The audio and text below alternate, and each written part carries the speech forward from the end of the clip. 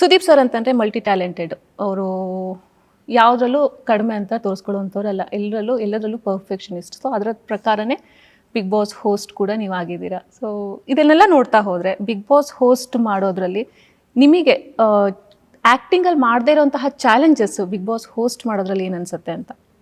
ಅಲ್ಲಿ ಪಾತ್ರ ಇಲ್ಲ, ಡೈಲಾಗ್ ಇಲ್ಲ, ಅಲ್ಲಿ ನಾನಿದ್ದೀನಿ ಅಷ್ಟೇ. ಸೊ ನೀವಾಗಿರ್ಬೇಕಾಗತ್ತೆ, ನಿಮ್ದೆಲ್ಲ ಟೋಟಲ್ ನಿಮ್ಮದೇ. ಅದು ಬಿಗಿನಿಂಗ್ ಕೂಡ ಲೈನ್ಸ್ ಬಿಟ್ಟರೆ ಎಲ್ಲದು ನಿಮ್ಮದೇ ಆಗುತ್ತಲ್ಲ, ಅಲ್ಲಿ ಪಾತ್ರ ಇಲ್ಲ. So actually you are exposing your vulnerable side to the society. ಆ ವೇದಿಕೆ ಮೇಲೆ ಇರೋಷ್ಟೊತ್ತು ನಿಮ್ಮನ್ನು ನೀವು ಎಕ್ಸ್ಪೋಸ್ ಮಾಡ್ತಾ ಇದ್ದೀರಾ. ನಾನು ಯಾರು ಅಂತಲೇ ಹೇಳಬೇಕಲ್ಲ, ಅಲ್ಲಿ ಏನು ಮಾತಾಡಿದ್ರು ನಂದು ಡೈರೆಕ್ಟ್ರದಲ್ಲ, ಇನ್ನೊಬ್ರದಲ್ಲ. ಸೊ ಹಾಗಿರ್ಬೇಕಾದ್ರೆ it is a very vulnerable side that ನಾನು ಎಕ್ಸ್ಪೋಸ್ ಮಾಡೋದು ಪಬ್ಲಿಕ್ಕಿಗೆ. ನಿಮ್ಮದು ಒಂದು ಕಾಮಿಡಿ ಕೂಡ ನಾವು ಅಲ್ಲೇ ನಾವು ಜಾಸ್ತಿ ನೋಡಿದ್ದು ಸರ್ ಆ ಸ್ಟೇಜ್ ಮೇಲೆ. ಸೊ ಅದು ಎಷ್ಟು ಇಂಪಾರ್ಟೆಂಟ್ ಆಗುತ್ತೆ ಅಂತ. ನಾನು ಇರೋದೇ ಆಗಲ್ಲ, ತುಂಬ ಹೊತ್ತು ಸೀರಿಯಸ್ ಆಗಿರೋಕ್ಕಾಗಲ್ಲ, ನಾನು ಆಡ್ಕೊಂಡಿರ್ತೀನಿ.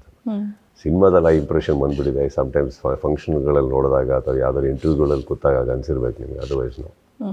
ಓಕೆ. ಸೊ ಈಗ ಹೋಸ್ಟ್ ಮಾಡ್ತಾ ಇರ್ತೀರಾ, ಹೋಸ್ಟ್ ಮಾಡೋ ಟೈಮಲ್ಲಿ ನೀವು ವೀಕೆಂಡಲ್ಲಿ ಬಂದಾಗ ನೀವು ಒಂದು ಕಾನ್ಫ್ಲಿಕ್ಟನ್ನು ಅದನ್ನು ಸಾರ್ಟ್ ಔಟ್ ಮಾಡಬೇಕು ಅನ್ನೋದು ಒಂದು ಕಡೆ ಇರುತ್ತೆ, ಇನ್ನೊಂದು ಕಡೆ ನ್ಯೂಟ್ರಲ್ ಆಗಿ ನೀವು ಮಾತಾಡಬೇಕು ಅಂತ ಇರುತ್ತೆ, ಯಾರ ಸೈಡು ತಗೊಳ್ತೇನೆ. ಇದು ಎಷ್ಟು ಕಷ್ಟ ಆಗುತ್ತೆ, ಯಾಕಂದರೆ ಒಬ್ಬರ ಜೊತೆ ಮಾತಾಡಿದ್ರೆ ಇನ್ನೊಬ್ರಿಗೆ ಓಕೆ ಇವ್ರು ನನ್ನ ಈ ಥರ ಮಾಡ್ತಾ ಇದ್ದಾರೆ, ತಲೆಗೆ ಹಾಕೊಂಬಾರ್ದು. ಹೇಳಿ, ನಮ್ಮ ಕೆಲಸ ನಾವು ಮಾಡ್ತಾ ಇರ್ಬೇಕು. ಅವ್ರು ಮಾತಾಡೋದು ಇವ್ರಿಗೆ ಹರ್ಟ್ ಆಗುತ್ತೆ, ಇವ್ರಿಗೆ ಮಾತಾಡೋದು ಅವ್ರಿಗೆ ಹರ್ಟ್ ಆಗುತ್ತೆ, ಶೋ ನಡ್ಸೋಕ್ಕಾಗಲ್ಲ. ಸೊ ನಿಮಗೆ ಅದು ಇಟ್ ಶುಡ್ ಮ್ಯಾಟರ್. ತಪ್ಪೇ ಸರಿನೇ ಯಾರಾದ್ರೇನಂತ. ಈ ಸತಿ ಚಪ್ಪಾಳೆ ತಟ್ಟಿರ್ತೀವಿ, ಮುಂದಿನ ಸತಿ ಬೈತಾ ಇರ್ತೀವಿ. ಬೈದ್ಗನ್ ಮಾತ್ರಕ್ಕೆ ಅವ್ರು ಕೆಟ್ಟವ್ರು ಅಂತಲ್ಲ, ನೆಕ್ಸ್ಟ್ ಟೈಮ್ ಕರೆದು ಹೊಗಳ್ತಾ ಇರ್ತೀವಿ. ಅದು ಆ ವಾರದ ಮೇಲೆ ಡಿಪೆಂಡ್ ಆಗುತ್ತೆ ನೀವು, ಅಲ್ವೇ? ಅದು ಇಟ್ ಇಸ್ ದಟ್. ಬಟ್ ಅದನ್ನೆಲ್ಲ ಫ್ಯಾನ್ಸು ಇವರು ಅವ್ರ ಪ್ರಯಾರಿಟಿ ಆನ್ಲೈನಲ್ಲಿ ಏನು ಮಾತಾಡ್ಕೋತಾ ಇದಾರೆ ಅದೆಲ್ಲ ಕಿವಿ ಬಿತ್ತು ಅಂದ ತಕ್ಷಣ ಅದ್ರ ಪ್ರಕಾರ ಚೇಂಜಸ್ ಮಾಡೋಕ್ಕಾಗಲ್ಲ. ನಾವು ಕರೆಕ್ಟ್ ಏನು ಅನ್ಸುತ್ತೋ ಮಾಡ್ತಾ ಇರಬೇಕು. ಓಕೆ. ಸೊ ಈ ಸೀಸನಲ್ಲಿ ಏನಾಗ್ತಾ ಇದೆ ಅಂದರೆ ಸರ್, ಒಬ್ಬ ಕಂಟೆಸ್ಟೆಂಟ್ ಮೇಲೆ ಸಿಕ್ಕಾಪಟ್ಟೆ ಏನಂತಾರೆ ಕಾನ್ಸಂಟ್ರೇಟ್ ಮಾಡ್ತಾ ಇದ್ದಾರೆ ಜನ. ಆ ಕಂಟೆಸ್ಟೆಂಟ್ ಗಿಲ್ಲಿ ಬಗ್ಗೆನೇ ಸಿಕ್ಕಾಪಟ್ಟೆ ಮಾತು, ಸೋಷಿಯಲ್ ಮೀಡಿಯಾದಲ್ಲಿ ಅವ್ರ ಮೀಮ್ಸು ಎಲ್ಲವೂ ಅವ್ರ ಮೇಲೆ ಆಗ್ತಾ ಇರೋದು. ಸೊ ಹೇಳೋ ಪ್ರಕಾರ 1 man ಆರ್ಮಿ ಮನೆಯಲ್ಲಿ ಗಿಲ್ಲಿ ಅಂತ ಹೇಳ್ತಾರೆ. ಅದು ನೀವು ಎಷ್ಟು ಮಟ್ಟಿಗೆ ಹೋಗ್ತೀರಾ ಸರ್? ಚೆನ್ನಾಗಿ ಆಡ್ತಾರೆ, ಎಲ್ಲರೂ ಚೆನ್ನಾಗಿ. ಅವ್ರು 100% he is doing very well because of others.